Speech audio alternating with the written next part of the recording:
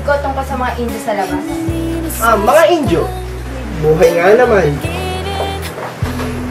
Dapat ay maglagay ka kung saan ang tama mong kalagyan. Mga Indio, mga walang likas na kapurihan taglay. At ano pa nga ba, mga sawing palad? Pepay na magiliw. Nakita mo ba ang mga kasulatan tungkol sa pagpapatayo ng Akademya ng Wikang Kastila? Don Custodio.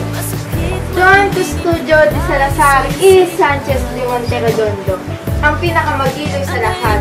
Ang pinakapaborito nila dahil sa kanyang taglay na galing at sa mga gawa. Ito ang hinahanap ko. Sa akin ito inatas ni Padre Sibila. At hinihintay na nila ang aking mabuting desisyon.